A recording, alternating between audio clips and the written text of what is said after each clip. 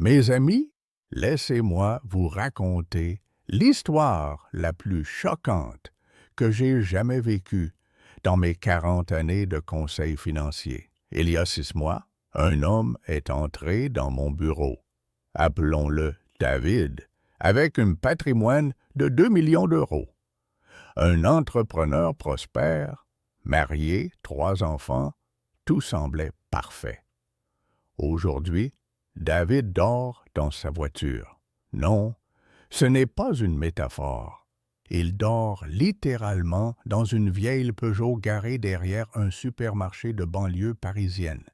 Sa femme l'a quitté, ses enfants ne lui parlent plus, et ses amis, eh bien, disons que les amis disparaissent plus vite que l'argent quand les deux partent ensemble. Vous vous demandez sûrement ce qui a pu causer une chute si spectaculaire. Une mauvaise affaire, un divorce ruineux, un problème de drogue ou de jeu? Non, mes amis. C'était quelque chose de bien plus insidieux, de plus dangereux, parce que c'était invisible. David a été détruit par une seule erreur mentale, un mensonge qu'il se répétait chaque jour sans même s'en rendre compte. Et le plus terrifiant, 90% d'entre vous portez ce même mensonge en vous en ce moment même. Je suis Jacob et depuis plus de 4 décennies, j'aide les gens à comprendre la véritable nature de l'argent. Pas seulement comment le gagner, ça, c'est la partie facile, mais comment le garder, comment le faire fructifier et surtout comment éviter qu'il nous détruise. Parce que, voyez-vous, l'argent n'est pas neutre. Il amplifie qui vous êtes vraiment. Si vous avez des croyances toxiques, l'argent les rendra toxiques au carré. Revenons à David. Pendant notre première consultation, il m'a dit quelque chose qui m'a immédiatement alerté. Une phrase banale que des milliers de personnes m'ont dite au fil des années. Rabbi Jacob, je veux juste avoir assez d'argent pour ne plus jamais m'inquiéter. Vous trouvez ça normal? Moi, j'ai vu le piège immédiatement. Cette phrase contient le poison le plus mortel pour votre prospérité financière. Permettez-moi de vous expliquer ce qui se passe réellement dans votre cerveau quand vous pensez de cette façon. Votre subconscient, cette partie primitive de votre esprit qui contrôle 95% de vos décisions, entend quelque chose de très différent. Il entend « L'argent est la solution à mes peurs » et, instantanément, il crée une équation dévastatrice. Pas d'argent égale danger. Beaucoup d'argent égale sécurité. Vous pensez que c'est logique? Détrompez-vous. C'est la recette parfaite pour l'autodestruction financière. Parce que quand votre motivation principale pour gagner de l'argent est la peur, vous devenez vulnérable à toutes les décisions irrationnelles que la peur génère. Vous investissez dans la panique. Vous vendez dans la panique. Vous gardez votre argent sous votre matelas dans la panique. David avait cette mentalité. Il avait bâti sa fortune non pas par passion ou par vision, mais par peur de manquer. Et cette peur, elle a fini par attirer exactement ce qu'il redoutait le plus. C'est ce qu'on appelle l'ironie cosmique, ou, comme je préfère l'appeler, la loi universelle de Murphy appliquée aux finances. Mais ce n'est que la pointe de l'iceberg. Le vrai problème, c'est que cette croyance toxique ne vient pas de nulle part. Elle est alimentée, renforcée et perpétuée par votre entourage chaque jour. Vos amis, votre famille, vos collègues, ils vous sabotent financièrement sans même le savoir. Et vous faites pareil avec eux. Réfléchissez un instant aux conversations que vous avez eues cette semaine sur l'argent. Combien de fois avez-vous entendu « l'argent ne fait pas le bonheur, il faut se méfier des riches, c'est immoral de gagner trop » ou, mon préféré, « l'argent corrompt ». Ces phrases, répétées comme des mantras dans notre société, créent ce que j'appelle la programmation de pauvreté collective. Votre cerveau, bombardé quotidiennement par ces messages négatifs, développe une résistance inconsciente à la richesse. C'est comme si vous essayiez de conduire avec le frein à main serrée. Vous pouvez appuyer sur l'accélérateur autant que vous voulez. Vous n'irez nulle part rapidement et vous finirez par casser votre moteur. David vivait exactement cela. Sa femme, bien intentionnée, lui répétait constamment de faire attention avec l'argent, de ne pas prendre de risques. Ses amis plaisantaient sur ses obsessions financières. Sa mère l'avertissait que trop d'argent rend malheureux. Et petit à petit, ces messages ont sapé sa confiance, ont paralysé sa capacité de décision, ont transformé ses forces en faiblesse. Mais voici le plus terrifiant. Cette erreur invisible détruit probablement vos efforts depuis des années, sans que vous vous en rendiez compte. Vous travaillez dur, vous économisez, vous investissez peut-être même, mais vous restez dans le même cercle financier, comme un hamster dans sa roue. Vous progressez en surface, mais quelque chose d'invisible vous tire toujours vers le bas. Cette force invisible, c'est votre thermostat financier mental.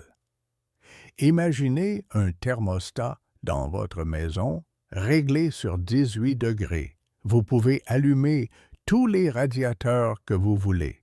Dès que la température monte, le thermostat va automatiquement la faire redescendre. Votre subconscient fait exactement la même chose avec votre niveau de richesse. Il a été programmé avec un niveau acceptable de prospérité et dès que vous dépassez ce niveau, il active des mécanismes inconscients pour vous ramener à votre zone de confort financière. Ces mécanismes sont diaboliquement efficaces. Vous commencez à gagner plus, soudain, vous développez des besoins que vous n'aviez pas avant. Votre voiture tombe en panne, vous avez des dépenses imprévues, vous faites des investissements irréfléchis. Vous devenez généreux de façon compulsive, tout pour revenir à votre niveau de confort inconscient. David me racontait qu'à chaque fois qu'il franchissait un palier financier important, quelque chose d'inattendu arrivait pour le ramener en arrière. Un mauvais investissement, un client qui ne payait pas, des dépenses familiales soudaines. Il pensait que c'était de la malchance. Moi, je voyais son thermostat mental à l'œuvre. Et le plus cruel dans tout ça, plus vous luttez contre cette programmation sans la comprendre, plus elle se renforce. C'est comme essayer de sortir de sable mouvant. Plus vous vous débattez violemment, plus vous vous enfoncez. David s'est débattu pendant des années, multipliant les efforts, les stratégies, les sacrifices, sans jamais comprendre que son ennemi principal était dans sa tête. Vous voulez savoir le moment exact où tout s'est effondré pour David? C'était un mardi matin. Il venait de recevoir un virement de 300 000 € pour une grosse vente. Au lieu de se réjouir, sa première pensée a été « C'est trop beau pour être vrai, ça ne va pas durer ». Cette pensée, née de sa programmation toxique, l'a poussé à faire l'investissement le plus stupide de sa vie pour sécuriser cet argent. Il l'a perdu en intégralité en 2 semaines. Et c'était le début de la spirale. Voilà la vérité que personne ne vous dira. Vos problèmes d'argent ne sont pas des problèmes d'argent. Ils sont des problèmes de programmation mentale. Et cette programmation, elle a été installée en vous depuis votre enfance, renforcée par votre entourage et maintenue active par une société qui a peur de la réussite financière. Maintenant, vous vous demandez probablement si vous portez cette programmation toxique.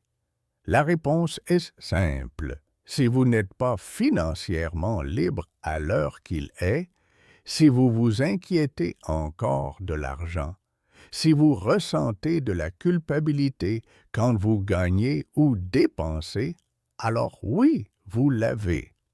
Et chaque jour que vous ne l'adressez pas, elle continue de saboter silencieusement tous vos efforts. Laissez-moi vous raconter quelque chose qui va peut-être vous déranger. Il y a quelques semaines, j'ai reçu un appel de David, un homme de 52 ans, comptable dans une grande firme parisienne. Sa voix tremblait légèrement quand il m'a dit « Rabbi Jacob, je gagne 75 000 € par an. J'économise religieusement 15% de mes revenus depuis 20 ans. J'ai lu tous les livres sur les finances personnelles et pourtant, je me sens plus pauvre qu'il y a 10 ans. » Cette conversation m'a ramené 25 ans en arrière quand j'étais exactement dans la même situation que David. J'observais scrupuleusement tous les conseils qu'on nous martèle depuis des décennies. Je mettais de côté, je payais mes factures en premier, je tenais un budget serré. Et vous savez quoi? J'étais misérable financièrement, pas parce que je manquais d'argent, mais parce que j'étais tombé dans le piège le plus pervers du monde financier moderne. L'illusion du progrès. Voici ce qui se passait dans 90% des foyers aujourd'hui. Vous vous levez chaque matin, vous allez travailler, peut-être même avec passion. Vous gagnez votre salaire, vous payez vos factures, vous mettez de l'argent de côté, et le soir, vous vous couchez avec le sentiment du devoir accompli. Vous vous dites, j'ai été responsable aujourd'hui. Et techniquement, vous avez raison, mais financièrement, vous venez de perdre du terrain. Permettez-moi d'être brutal avec vous. Si après 10 ans de bonne gestion financière, vous n'avez pas multiplié votre patrimoine par au moins 3, alors vous ne gérez pas votre argent. Vous le gardez en vie sous respirateur artificiel. Et la différence entre ces deux approches déterminera si vous finirez vos jours en ayant peur d'ouvrir vos relevés bancaires ou en ayant la liberté de vivre selon vos propres termes. Mon histoire personnelle va vous éclairer sur cette différence cruciale. En 1998, je gagnais déjà 20 000 $ par an comme consultant financier. J'étais fier de mes revenus, surtout venant d'une famille modeste de Brooklyn. Je suivais à la lettre ce qu'on m'avait enseigné. Épargner 20%, diversifier mes investissements, éviter les dettes inutiles. J'avais même un joli petit portefeuille d'actions bien équilibré. 15 ans plus tard, en 2013, vous savez combien je gagnais? 250 000 $. Mes revenus avaient plus que doublé. Mon compte épargne était bien garni, Mes investissements suivaient sagement les indices boursiers, et pourtant, je me sentais financièrement au même point qu'en 1998. Pire encore, j'avais l'impression d'avoir moins de liberté qu'avant. Comment est-ce possible? Comment peut-on doubler ses revenus et avoir l'impression de stagner? C'est exactement là que se cache cette erreur mortelle dont je vous parle. J'étais victime de l'illusion du progrès, cette croyance toxique que mouvement égale progression. Je bougeais, oui, je m'activais, certainement, mais je n'avançais pas dans la bonne direction. Voici les 3 signes que cette erreur ronge actuellement vos finances. Et je parie que vous allez vous reconnaître dans au moins 2 d'entre eux. Premier signe, vous calculez votre progression financière en termes d'accumulation, plutôt qu'en termes de multiplication. Vous vous félicitez parce que votre compte épargne est passé de 10 000 à 15 000 euros en 2 ans. Mais vous oubliez de calculer que pendant ces 2 années, l'inflation a grignoté au moins 6% de votre pouvoir d'achat et que ces 5 000 euros supplémentaires représentent en réalité une perte de pouvoir d'achat. Deuxième signe, vous mesurez votre réussite financière par rapport à vos dépenses plutôt que par rapport à vos objectifs de liberté. Vous êtes content parce que vous arrivez à payer toutes vos factures et à mettre un peu de côté chaque mois. Mais quand vous vous projetez dans 10 ans, vous réalisez que vous serez toujours en train de calculer, de budgéter, de vous inquiéter. Vous gérez votre survie financière, pas votre prospérité. Troisième signe, vous investissez votre temps dans des stratégies défensives plutôt qu'offensives. Vous passez des heures à comparer les taux d'intérêt des livrets d'épargne, à chasser les promotions, à optimiser vos factures. Pendant ce temps, vous négligez complètement les opportunités qui pourraient multiplier vos revenus par 3 ou 5. Mais voici le plus pervers dans tout cela. Les conseils financiers traditionnels qu'on nous assène depuis des décennies ne font qu'empirer cette situation. On vous dit d'épargner 10% de vos revenus. Magnifique conseil. Sauf que si vous gagnez 3 000 euros par mois, 10% vous donne 300 euros d'épargne mensuelle. À ce rythme, il vous faudra 28 ans pour accumuler l'équivalent de 2 années de salaire. 28 ans! Vous voyez le problème? On vous dit de diversifier vos investissements pour réduire les risques. Encore une fois, conseil sensé en apparence, mais qui vous condamne à la médiocrité. Quand vous diversifiez, vous diluez aussi vos gains potentiels. Vous protégez votre capital contre les grandes pertes, certes, mais vous vous privez aussi des grandes victoires qui changent vraiment une vie financière. On vous dit d'éviter les dettes à tout prix, alors que les riches utilisent intelligemment l'effet de levier pour multiplier leurs investissements. Pendant que vous économisez péniblement pour acheter comptant votre résidence secondaire dans 15 ans, quelqu'un d'autre l'achète aujourd'hui avec un prêt, la loue, et dans 15 ans, non seulement elle est remboursée, mais elle lui a généré des revenus passifs pendant toute cette période. Mais le piège psychologique le plus sournois, c'est cette sensation de progression qui accompagne ces conseils traditionnels.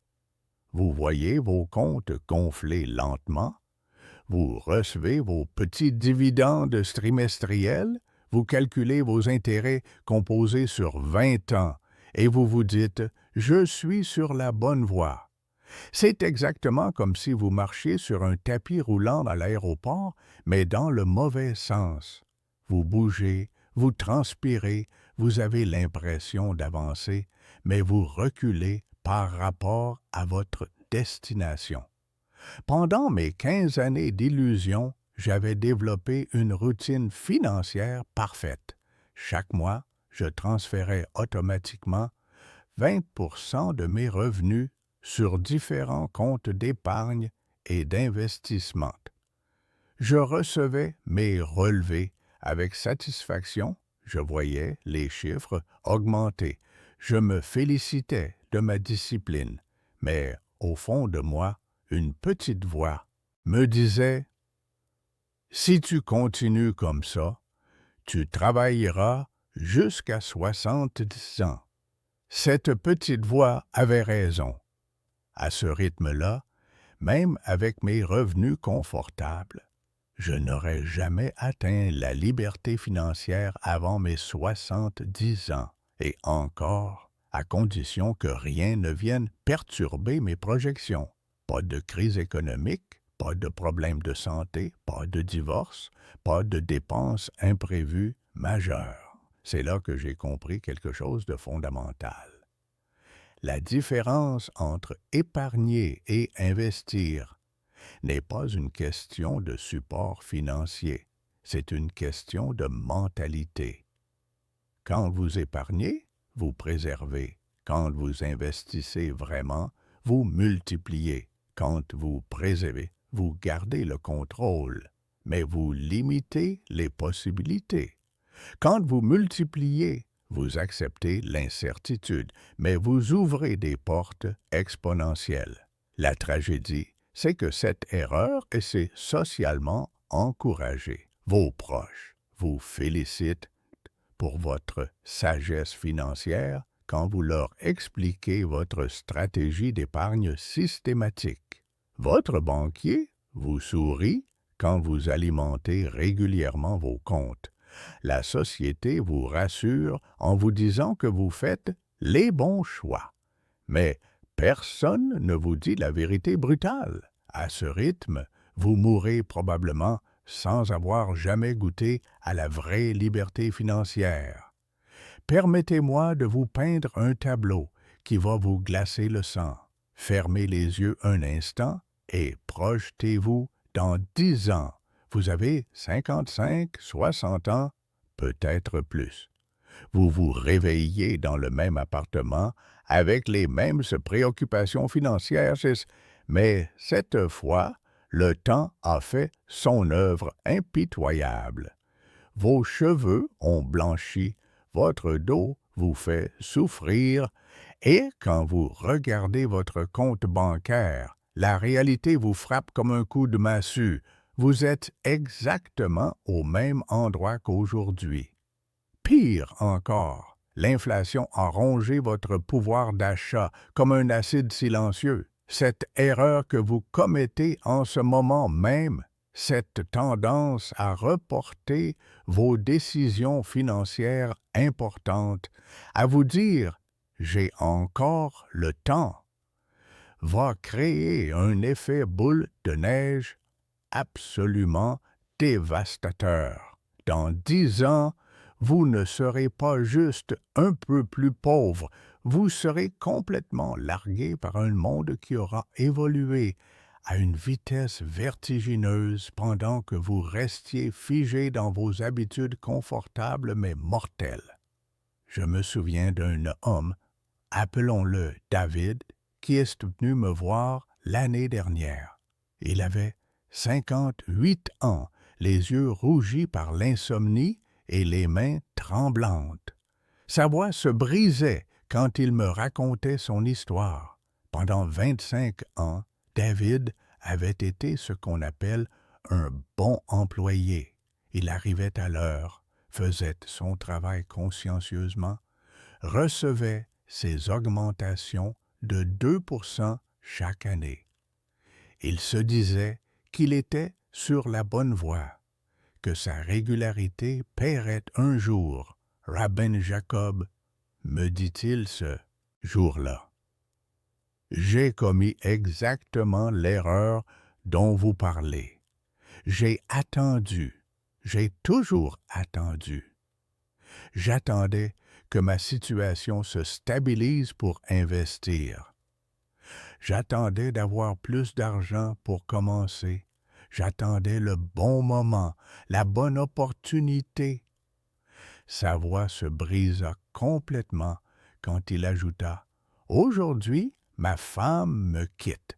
Elle dit qu'elle ne peut plus supporter de vivre avec un homme qui n'a aucune ambition, aucune vision pour l'avenir. Mes enfants adultes me regardent avec pitié.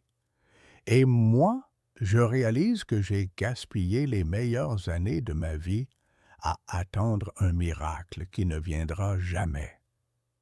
L'histoire de David n'est pas unique. Elle se répète dans des milliers de foyers chaque jour. Mais laissez-moi vous expliquer pourquoi cette erreur est si pernicieuse et comment elle va détruire votre avenir selon un schéma parfaitement prévisible.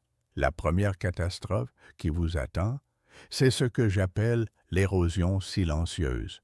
Pendant que vous restez immobile, pensant préserver vos acquis, l'inflation mange littéralement votre argent. Mais ce n'est que la partie visible de l'iceberg. Votre cerveau s'habitue à cette stagnation. Il développe une aversion au risque tellement forte que même les opportunités les plus évidentes vous paraîtront terrifiantes. C'est un cercle vicieux mortel. Moins vous agissez, moins vous êtes capable d'agir. La deuxième catastrophe, c'est l'obsolescence accélérée. Le monde change à une vitesse folle, mes amis. Les compétences qui vous semblent solides aujourd'hui seront dépassées demain. Pendant que vous vous reposez sur vos lauriers, d'autres investissent dans leur formation, créent des entreprises, développent des sources de revenus multiples. Dans 10 ans, vous ne serez pas seulement pauvre, vous serez complètement déconnecté de la réalité économique. Mais la troisième catastrophe est la plus cruelle de toutes: l'effondrement de votre estime personnelle. Car, voyez-vous, l'argent n'est jamais vraiment une question d'argent. C'est une question de respect de soi. Quand vous vous regardez dans le miroir chaque matin en sachant que vous auriez pu faire mieux, que vous auriez dû agir, mais que vous avez choisi la facilité, quelque chose meurt en vous. Cette mort lente de votre confiance en vous va empoisonner tous les aspects de votre existence. Vos relations vont en pâtir terriblement. Croyez-vous vraiment que votre conjoint va continuer à vous respecter si vous passez les 10 prochaines années à stagner? Croyez-vous que vos enfants vont avoir envie de demander conseil à quelqu'un qui n'a jamais eu le courage de prendre sa vie en main? L'argent, c'est du pouvoir, et sans pouvoir, vous devenez invisible, même aux yeux de ceux que vous aimez le plus. Je vois dans mes consultations des hommes de 50 ans qui me confient que leurs épouses les trompent. Pourquoi? Leur demandai-je. La réponse revient toujours. Elle dit que je n'ai plus d'ambition, que je me suis résigné. L'attraction, mes amis, ce n'est pas seulement physique. Une femme a besoin de sentir qu'elle est avec un homme qui avance, qui construit quelque chose, qui a une vision. La stagnation financière tue l'attraction plus sûrement qu'une balle dans le cœur. Et vos enfants, ils ne vous le diront jamais en face, mais ils ont honte quand leurs amis parlent des voyages que font leurs parents, des projets qu'ils réalisent, pendant que vous ressortez les mêmes excuses année après année. Papa manque d'ambition, voilà ce qu'il pense. Et le pire, c'est qu'ils ont raison. L'effet domino est implacable. Cela commence par cette petite voix qui vous dit « pas maintenant, plus tard ». Cette voix devient plus forte, plus convaincante. Elle trouve de nouvelles excuses chaque mois, l'économie incertaine, les enfants à charge, la santé fragile. Mais derrière chaque excuse se cache la même réalité. Vous avez peur. Peur d'échouer, peur de sortir de votre zone de confort, peur de prendre des risques. Cette peur va se nourrir d'elle-même. Moins vous prenez de risques, plus vous devenez incapable d'en prendre. Votre cerveau se recable littéralement pour éviter le changement. Les neuroscientifiques appellent ça la plasticité négative.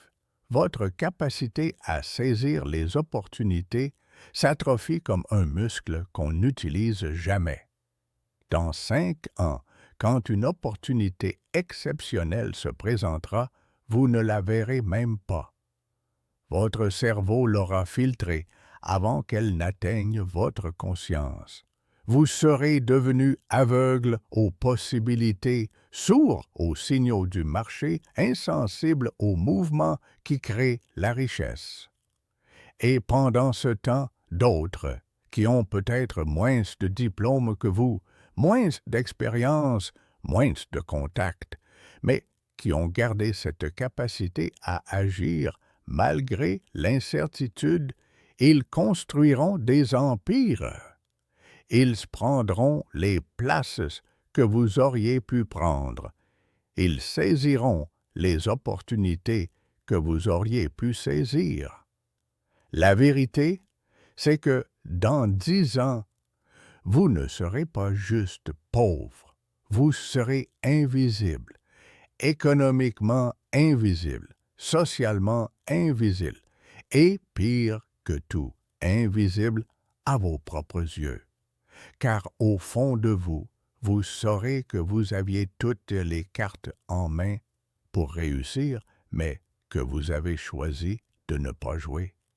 C'est ça, l'apocalypse financière qui vous attend.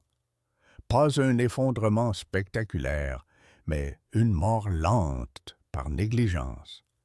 Pas une catastrophe qui s'abat sur vous, mais une érosion progressive de toutes vos possibilités, jusqu'à ce qu'il ne reste plus rien. Alors, dites-moi, mes amis, est-ce vraiment le futur que vous voulez pour vous-même? Est-ce que l'héritage que vous voulez laisser à vos enfants? Car si vous continuez sur cette voie, c'est exactement ce qui va arriver. Et contrairement à ce que vous pensez, il sera bientôt trop tard pour changer de cap. Parce que, voyez-vous, ce qui m'amène vraiment des larmes aux yeux, et croyez-moi, à mon âge et avec tout ce que j'ai vu, il faut vraiment quelque chose d'extraordinaire pour me faire pleurer. C'est de voir comment cette mentalité de pauvreté se transmet de génération en génération comme un virus mortel. Vous pensez que vos enfants ne vous écoutent pas? Détrompez-vous. Ils enregistrent absolument tout. Chaque plainte sur l'argent, chaque soupir devant les factures, chaque commentaire négatif sur les riches. Il y a 2 semaines, j'étais dans un restaurant à Paris, oui, un restaurant cher, et alors, et j'ai entendu une mère dire à son fils de 8 ans, « Tu vois ces gens-là? Ils pensent qu'avec leur argent, ils valent mieux que nous. » L'enfant regardait cette famille avec des yeux déjà emplis de ressentiment. À 8 ans, cette femme venait de planter les graines de l'échec financier dans l'esprit de son propre enfant. C'est de l'empoisonnement psychologique, mes amis. Quand vous répétez constamment que l'argent ne pousse pas sur les arbres, que les riches sont des voleurs, que nous, on n'est pas comme ça. Vous programmez littéralement le cerveau de vos enfants pour rejeter l'abondance. Vous créez en eux des blocages mentaux si profonds qu'il leur faudra des années de thérapie et de développement personnel pour s'en débarrasser. Et encore, s'ils y arrivent un jour. J'ai un ami psychologue qui me disait récemment: Jacob, tu ne peux pas imaginer le nombre de patients qui viennent me voir à 40 ou 50 ans en me disant qu'ils se sabotent systématiquement dès qu'ils commencent à gagner plus d'argent. Et quand on creuse, on retrouve toujours les mêmes phrases toxiques entendues dans l'enfance. C'est tragique, vraiment tragique, mais attendez, parce que ce n'est pas fini. Cette mentalité de pauvreté ne détruit pas seulement vos enfants, elle détruit aussi votre couple. Oh oui, mes amis, j'ai vu tellement de mariages exploser à cause de cette erreur fatale. Vous savez pourquoi? Parce que quand l'un des conjoints se complaît dans cette mentalité de victime financière, il devient toxique pour l'autre. Imaginez la scène. Votre conjoint rentre à la maison avec une idée d'investissement, un projet d'entreprise, une opportunité. Et qu'est-ce que vous faites? Vous sortez immédiatement votre arsenal de négativité. C'est trop risqué. On n'a pas les moyens. Et si ça ne marche pas, les gens comme nous, on ne fait pas ça. Vous éteignez sa flamme, vous tuez ses rêves, vous castrez son potentiel. Au début, votre conjoint essaie de vous convaincre, de vous montrer les opportunités. Mais après des mois, des années de ce traitement, il ou elle abandonne. Plus d'idées partagées, plus de projets communs, plus de rêves. Vous avez créé un mur invisible entre vous deux. D'un côté, quelqu'un qui veut grandir, évoluer, prospérer. De l'autre, quelqu'un qui tire vers le bas, qui sabote, qui freine. Et devinez ce qui arrive ensuite. L'attraction diminue parce que personne, et je dis bien personne, n'est attiré par quelqu'un qui se complaît dans la médiocrité. Votre conjoint commence à regarder ailleurs. Pas forcément pour une aventure, mais pour trouver des gens qui vibrent à la même fréquence que lui, qui croient aux possibilités, qui osent rêver grand. J'ai vu des couples se séparer non pas à cause d'infidélité ou de disputes, mais à cause de cette divergence fondamentale sur l'argent et le succès. L'un voulait construire, l'autre voulait se plaindre. L'un voyait des opportunités, l'autre voyait des obstacles. Et à la fin, ils ne se comprenaient plus, ils ne parlaient plus le même langage. Mais ce n'est pas tout. Cette mentalité de pauvreté crée autour de vous un cercle vicieux absolument dévastateur. Vous voulez savoir pourquoi vous n'arrivez pas à vous entourer de gens qui réussissent? Pourquoi les personnes prospères semblent vous éviter? C'est simple, vous êtes un vampire énergétique. Les gens qui réussissent, chut, ont une caractéristique commune. Ils protègent férocement leur énergie mentale. Ils savent que leur état d'esprit est leur actif le plus précieux. Alors, quand ils rencontrent quelqu'un qui se plaint constamment, qui voit le négatif partout, qui trouve des excuses à tout, ils fuient, pas méchamment, mais instinctivement. Récemment, j'étais à un événement de networking. Vous savez, ces réunions où les entrepreneurs se rencontrent, un homme s'approche d'un groupe et commence immédiatement à se plaindre de la crise, des impôts, de la concurrence déloyale. En 5 minutes, le groupe s'était dispersé. Personne ne lui avait dit « Va-t'en », Mais tout le monde avait trouvé une excuse pour partir. Cet homme était toxique sans même s'en rendre compte. Les personnes qui réussissent ne cherchent à s'entourer d'autres personnes qui réussissent ou qui ont au moins l'ambition de réussir. Elles veulent des conversations stimulantes, des échanges d'idées, des projets communs, pas des séances de thérapie de groupe sur les difficultés de la vie. Et le pire, c'est que vous ne vous en rendez même pas compte. Vous pensez être réaliste, pragmatique, mais en réalité, vous êtes devenu cette personne que tout le monde évite dans les soirées, celle qui fait baisser l'énergie de la pièce dès qu'elle ouvre la bouche. Vos amis actuels.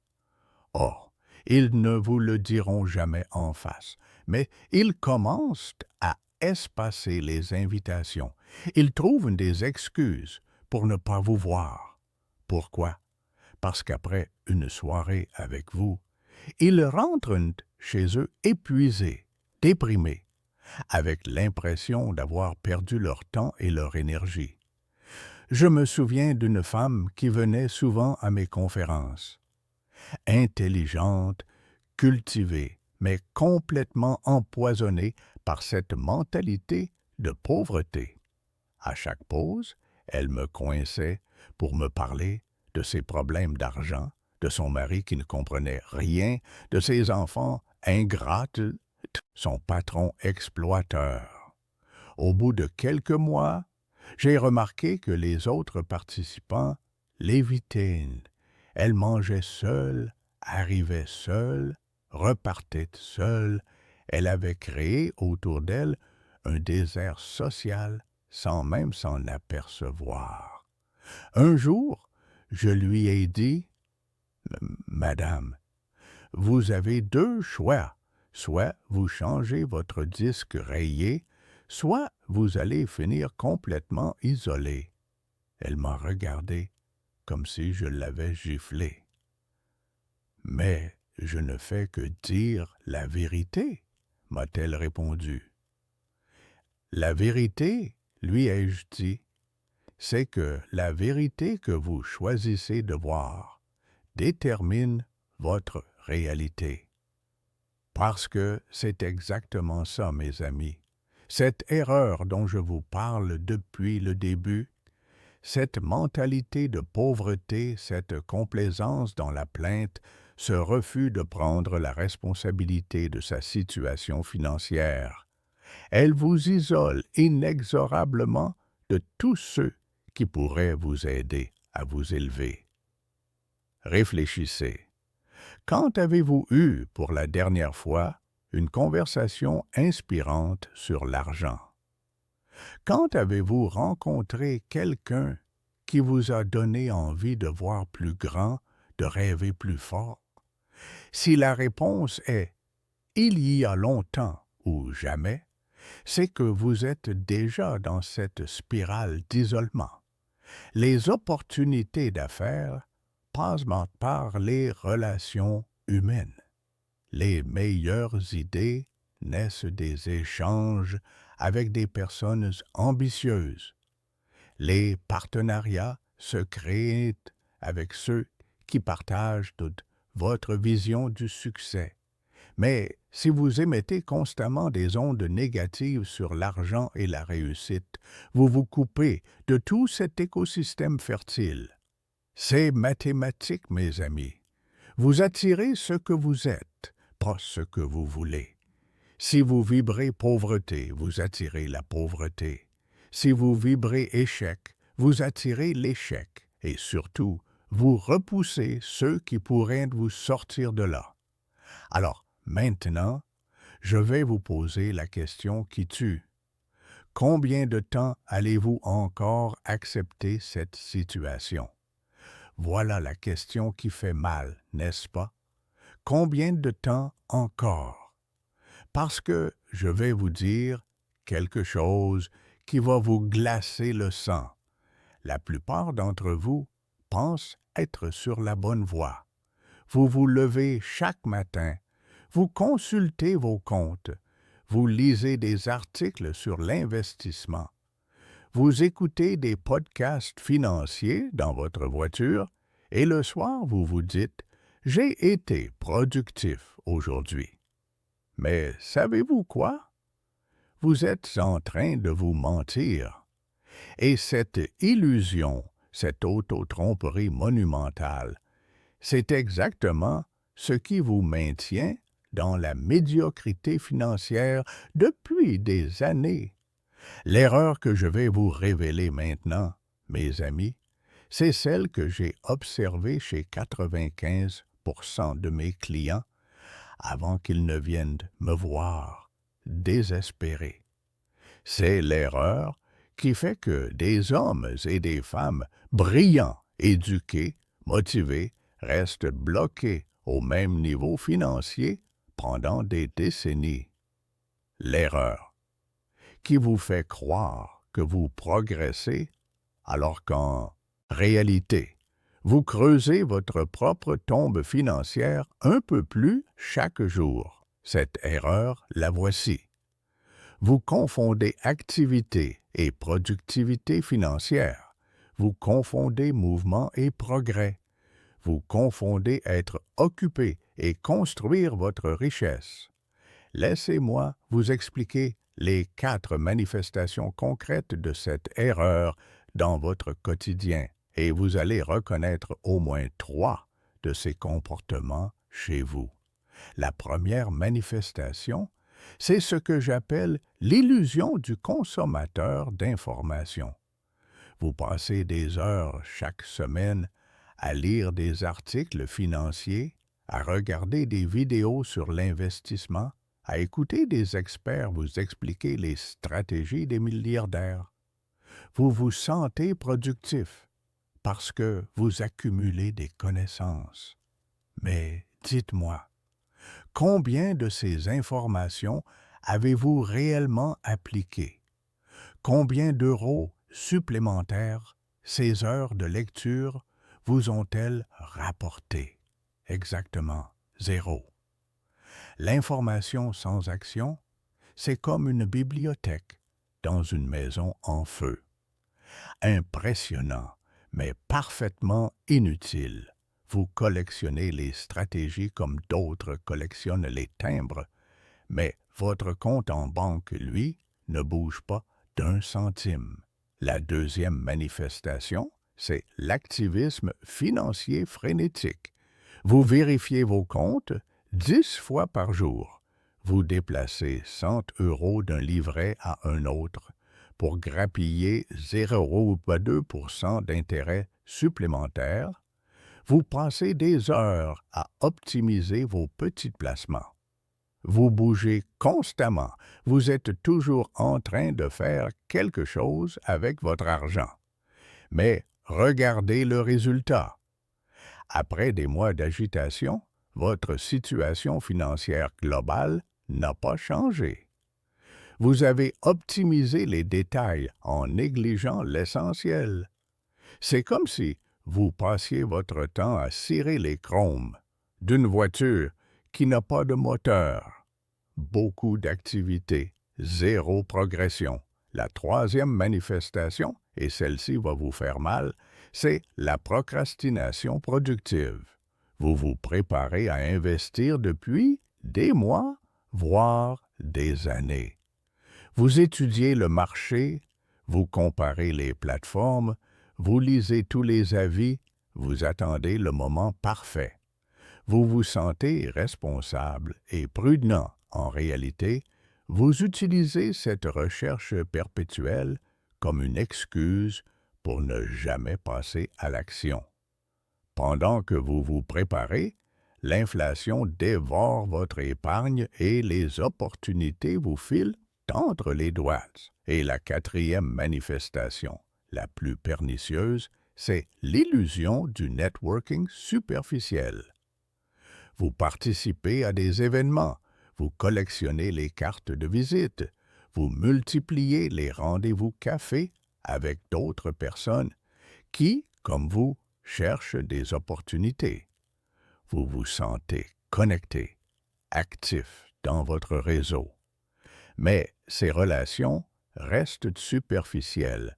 Ces conversations ne mènent nulle part. Et au final, vous avez dépensé du temps et de l'énergie sans créer de valeur réelle. Vous voulez savoir d'où vient cette erreur ancestrale?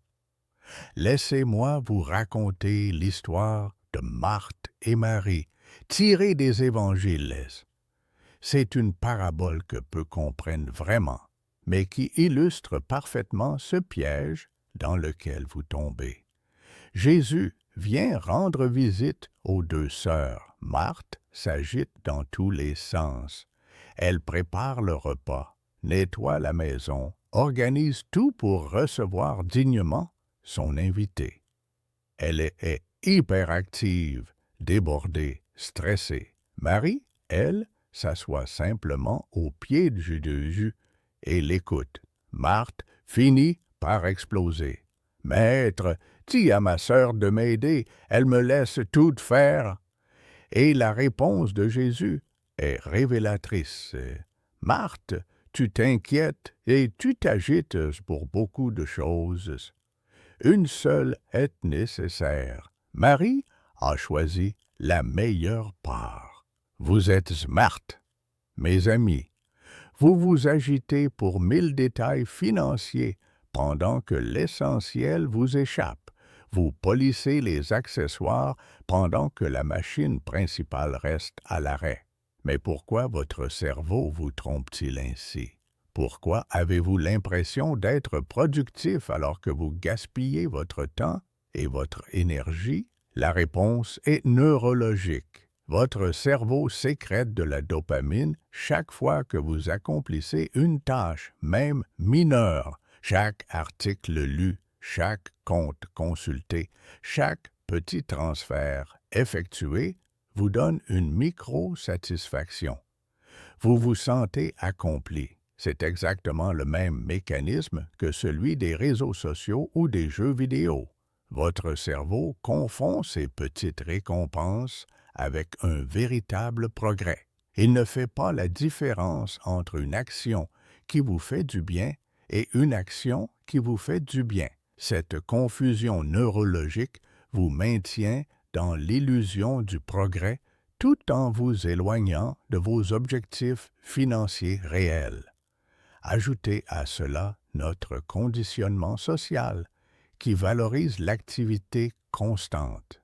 Dans notre société, être occupé est devenu un badge d'honneur. Je n'ai pas une minute à moi, je croule sous le boulot, je n'arrête jamais. Ces phrases sont prononcées avec fierté. Nous avons transformé l'agitation en vertu. Mais la différence cruciale entre être occupé et construire sa richesse tient en un mot, l'impact. Être occupé, c'est remplir son temps d'activité qui vous donne l'impression d'avancer. Construire sa richesse, c'est se concentrer exclusivement sur les actions qui ont un impact mesurable sur votre situation financière. Un homme occupé passe 2 heures à comparer les frais de tenue de compte de différentes banques pour économiser 15 € par an. Un homme qui construit sa richesse investit ces 2 heures à développer une compétence qui lui rapportera 1000 € de plus par mois. Une femme occupée lit 10 articles sur l'investissement immobilier. Une femme qui construit sa richesse visite un bien et fait une offre. Vous voyez la différence? L'activité vous rassure, la productivité vous enrichit. L'activité vous fait tourner en rond. La productivité vous fait avancer en ligne droite vers vos objectifs. Regardez-vous dans une glace et posez-vous cette question brutale. Est-ce que mes actions des 3 derniers mois ont eu un impact mesurable sur ma situation financière? Est-ce que je suis plus riche aujourd'hui qu'il y a 3 mois, ou est-ce que j'ai juste été plus occupé? Si la réponse vous dérange, c'est que vous commencez enfin à comprendre l'ampleur du problème. Et croyez-moi, c'est le début de votre réveil financier. Parce que maintenant que vous savez identifier l'erreur, nous allons pouvoir la corriger. Et c'est là que les choses deviennent vraiment intéressantes. Mes amis, permettez-moi de vous présenter la méthode qui a transformé ma vie financière et celle de milliers de personnes que j'ai accompagnées.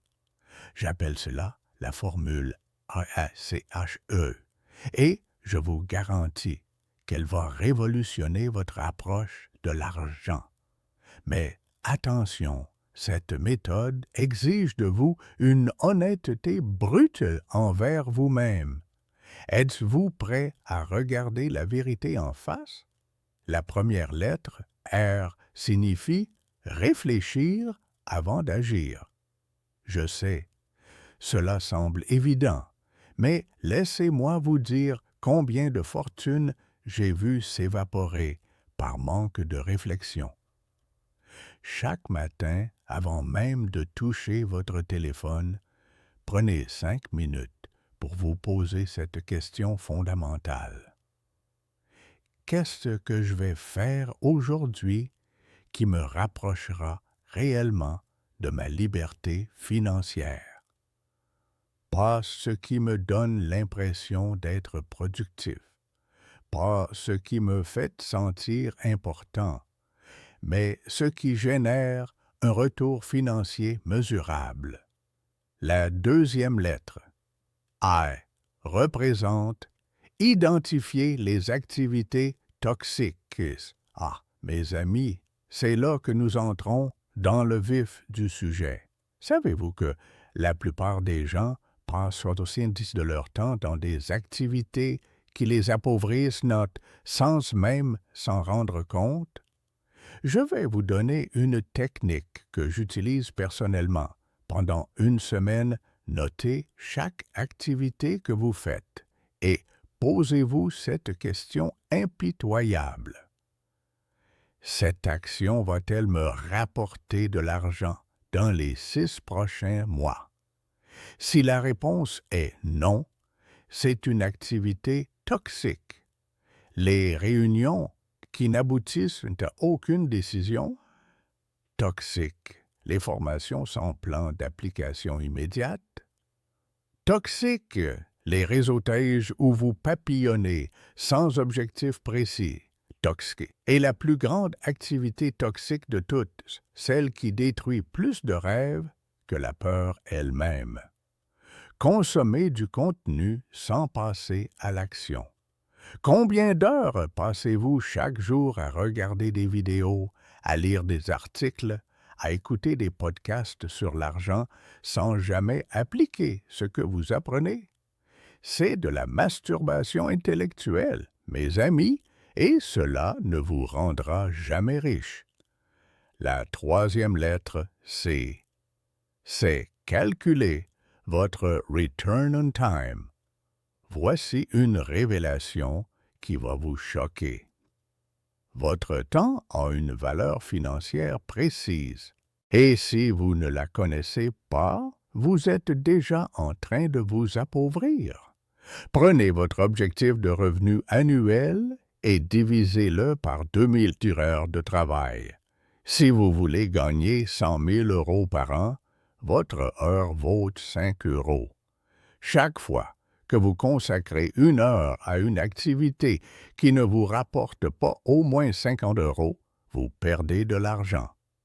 Cette technique m'a sauvé d'innombrables erreurs. Un jour, un ami m'a proposé de l'aider à déménager.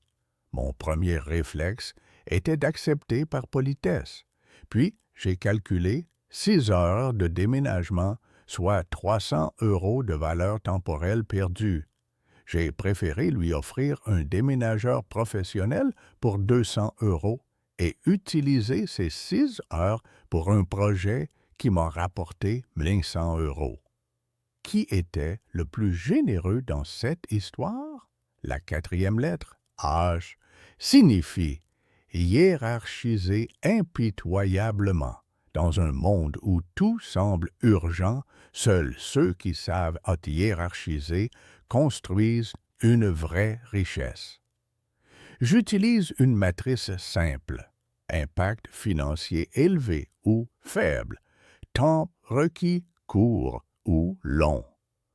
Les activités à impact élevé et temps court, vous les faites immédiatement. Celles à impact élevé et temps long, vous les planifiez. Tout le reste, vous l'éliminez ou vous le déléguez. Mais voici le secret que personne ne vous dira. La hiérarchisation ne se fait pas seulement sur les tâches.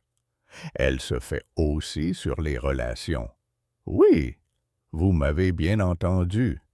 Certaines personnes dans votre entourage sont des accélérateurs de richesse. D'autres sont des freins.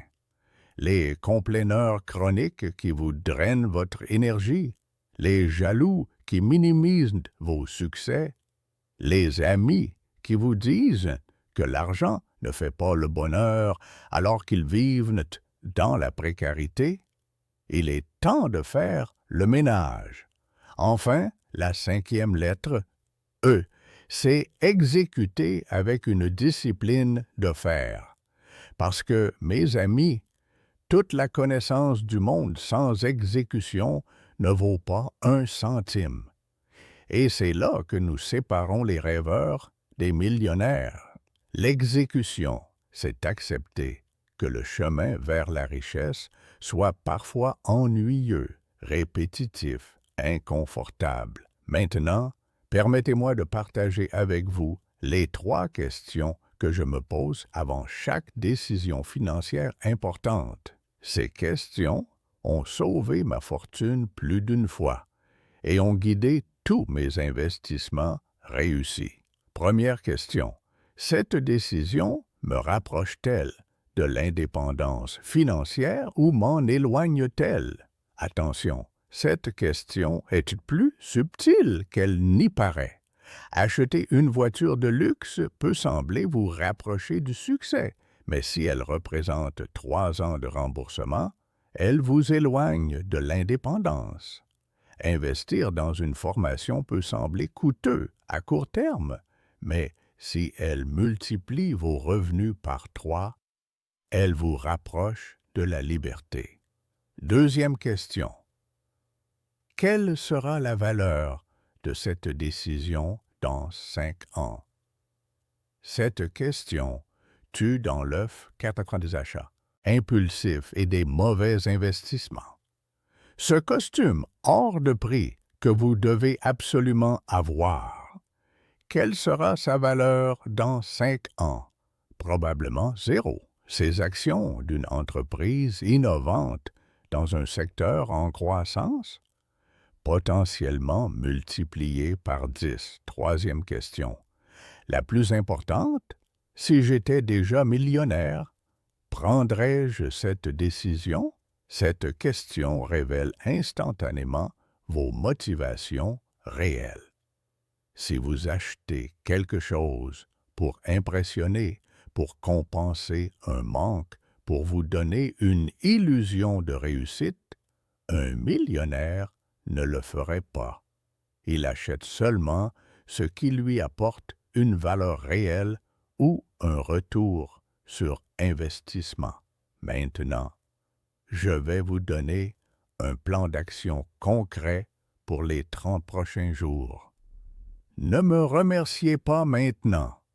Remerciez-moi quand vous aurez vu les résultats. Première semaine. L'audit impitoyable. Analysez chaque euro que vous dépensez, chaque heure que vous investissez. Utilisez la méthode RICHE pour identifier tout ce qui vous appauvrit. Créez 2 listes. Les activités qui génèrent de la richesse et c'est celles qui la détruisent. Soyez brutal, soyez honnête. Cette semaine va vous faire mal, mais elle va vous sauver. Deuxième semaine, l'élimination. Commencez à couper tout ce qui vous appauvrit. Résiliez les abonnements inutiles, annulez les rendez-vous improductifs, arrêtez les formations sans plan d'application. Oui, cela va créer des tensions. Oui, certaines personnes ne vont pas comprendre. Tant de mieux, cela fait le tri automatiquement. Troisième semaine, l'installation de nouveaux systèmes. Remplacez chaque activité toxique éliminée par une activité créatrice de richesse. 1 heure de moins devant Netflix, 1 heure de plus à développer une compétence monétisable. Un déjeuner de moins avec des collègues plaintifs. Un déjeuner de plus avec un mentor ou un client potentiel. Quatrième semaine, la mesure et l'ajustement. Évaluez vos progrès. Calculez votre nouveau Return on Time. Ajustez votre trajectoire. C'est le moment où vous commencez à voir les premiers résultats tangibles. Et, croyez-moi, c'est addictif. Mais attention, mes amis, ne croyez pas que cette transformation sera facile. Votre entourage va résister, votre cerveau va essayer de vous ramener vers vos anciennes habitudes. Vous allez douter. C'est normal, c'est même bon signe. Cela signifie que vous sortez enfin de votre zone de confort financier. Le plus grand obstacle que vous allez rencontrer, vous-même, cette petite voix qui va vous dire que vous n'y arriverez pas, que c'est trop difficile, que vous n'êtes pas fait pour la richesse. Cette voix, mes amis, c'est le poison qui parle. Et maintenant que vous savez l'identifier, vous pouvez enfin commencer à l'ignorer et construire la fortune que vous méritez. Cette voix, mes amis, c'est le poison qui parle. Et maintenant que vous savez l'identifier, vous pouvez enfin commencer à l'ignorer et construire la fortune que vous méritez. Mais attention, car voici où la plupart des gens échouent, et je ne veux pas que vous soyez de ceux-là. Après avoir regardé cette vidéo, après avoir eu cette révélation, 95% des personnes vont commettre 3 erreurs fatales qui anéantiront tous leurs efforts. Et ces erreurs, mes amis, sont tellement sournoises qu'elles se cachent derrière des apparences de bonnes intentions. La première erreur fatale, c'est ce que j'appelle l'illusion du savoir. Vous sortez de cette vidéo en vous disant « Voilà maintenant, je sais, je connais le problème, je vais changer. » Et puis quoi? Rien, absolument rien. Vous retournez à vos habitudes en pensant que le simple fait de connaître la solution va miraculeusement transformer votre vie. Mon ami, la connaissance sans action, c'est comme avoir une carte au trésor et rester assis chez soi, à la regarder. Le trésor ne viendra jamais frapper à votre porte. La deuxième erreur, encore plus pernicieuse, c'est l'effet rebond. Vous commencez à appliquer mes conseils, vous voyez les premiers résultats, et soudain, cette petite voix perfide revient. Tu vois, tu peux te permettre de relâcher un peu maintenant. Et vous voilà reparti dans vos anciens schémas, mais cette fois, avec une culpabilité supplémentaire qui vous enfonce encore plus profondément dans la médiocrité financière. Et la troisième erreur, la plus destructrice de toutes, c'est l'isolement du changeur. Vous pensez pouvoir transformer votre vie financière tout seul, dans votre coin, sans que personne ne s'en aperçoive. Erreur monumentale. Votre transformation va créer des remous autour de vous. Et si vous n'êtes pas préparé, ces remous vont vous couler, parce que voici ce qui va se passer. Et je vous préviens maintenant pour que vous ne soyez pas pris au dépourvu. Votre environnement va résister férocement à votre changement. Vos amis, votre famille, vos collègues, tous ceux qui vous entourent ont une image figée de qui vous êtes financièrement. Et quand vous allez commencer à changer cette image, leur inconfort va devenir palpable. Votre beau-frère, celui qui se moque toujours de vos grandes idées, va redoubler d'ironie. Votre sœur, qui a l'habitude de vous voir dans le rôle du pauvre de la famille, va minimiser vos premiers succès. Tu as eu de la chance, c'est tout. Vos collègues vont vous regarder bizarrement quand vous refuserez leurs invitations coûteuses au restaurant pour économiser et investir. Et savez-vous pourquoi ils réagissent ainsi? Ce n'est pas méchanceté peur, non, c'est que votre changement leur renvoie une image insupportable de leur propre stagnation. Votre succès devient un miroir cruel de leurs propres échecs financiers. Alors, ils vont tout faire, consciemment ou non, pour vous ramener à leur niveau. Comment contrer cette résistance? J'ai développé ce que j'appelle le système de Jacob, 3 piliers inébranlables pour maintenir le cap malgré tous les obstacles.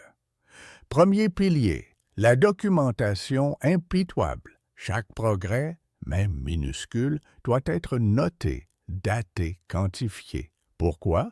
Parce que quand le doute s'installera, et il s'installera, vous aurez des preuves tangibles de votre progression.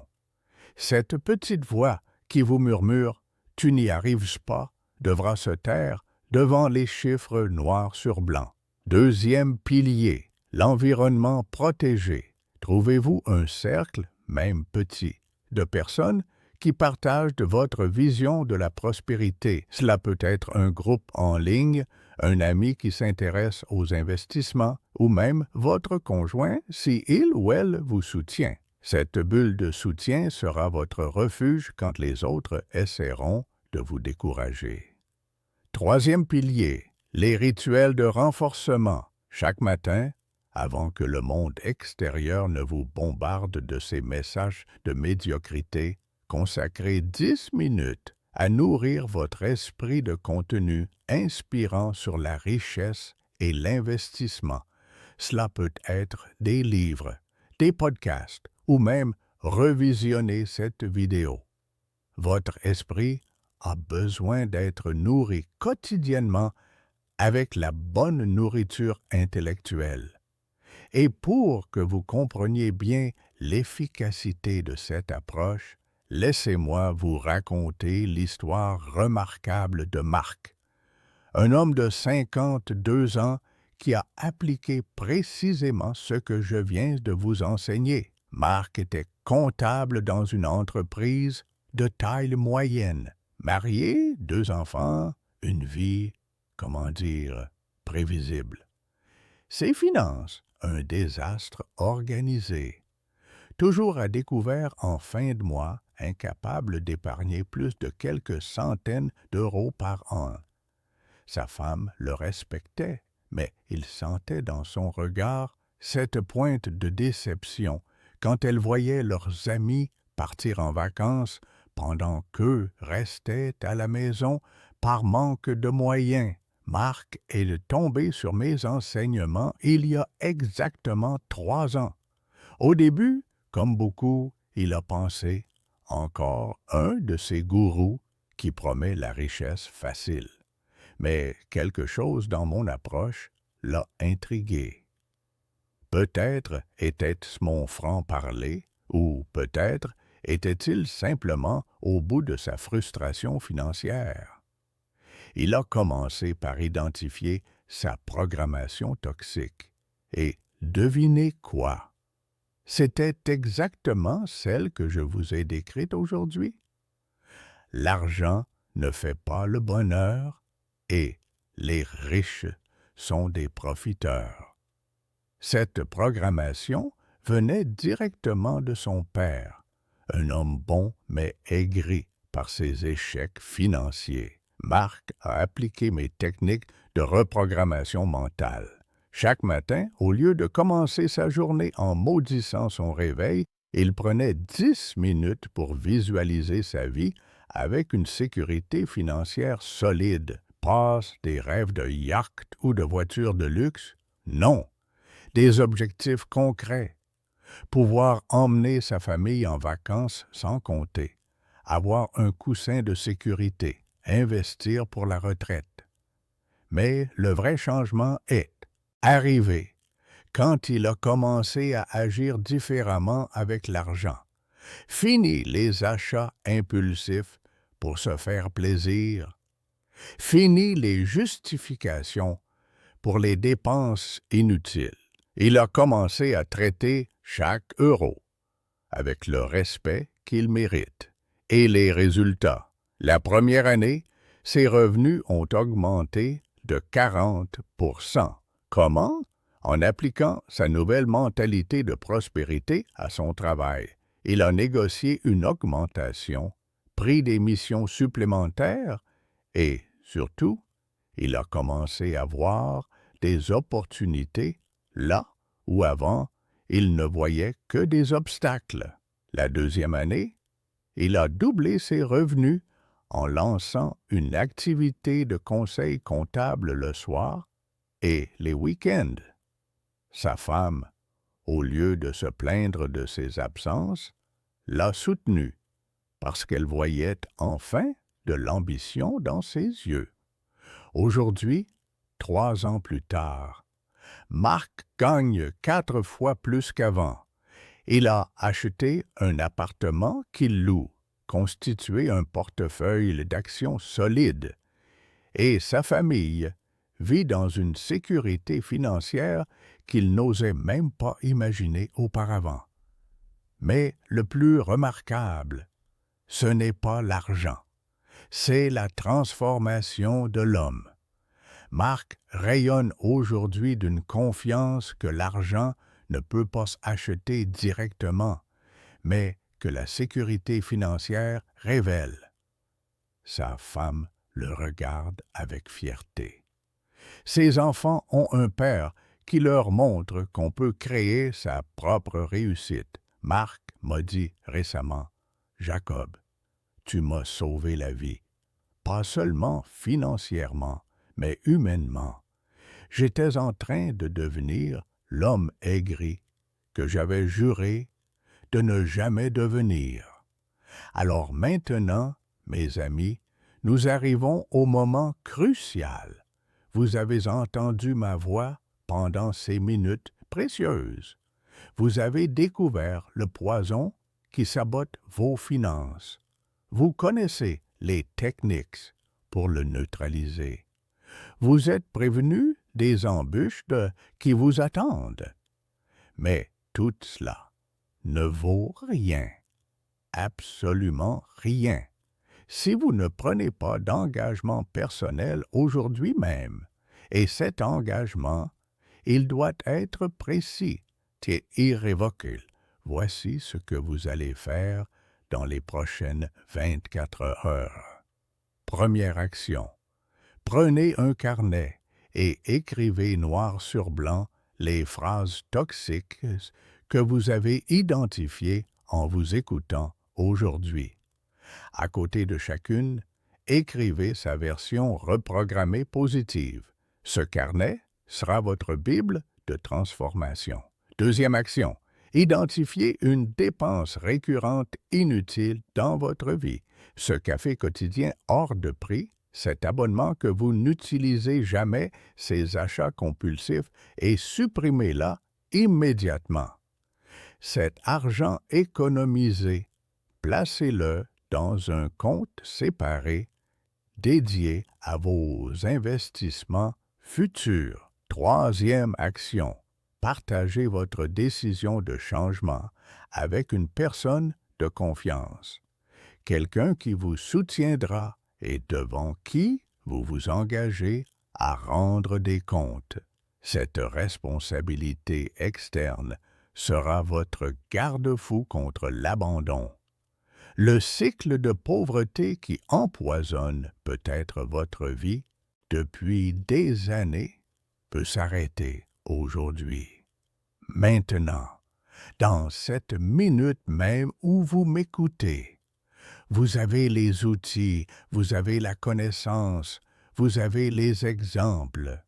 Il ne reste plus qu'une chose, votre décision, celle de rejoindre les 5% qui brisent leur chaîne financière ou de rester dans les 95% qui se contentent de rêver en regardant les autres réussir.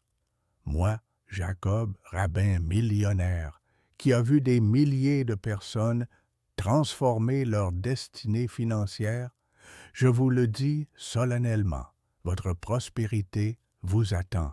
Elle a toujours été là, enfouie sous des années de programmation toxique. Aujourd'hui, vous avez les clés pour la libérer. Utilisez-les. Votre futur vous prospère, vous en remerciera éternellement.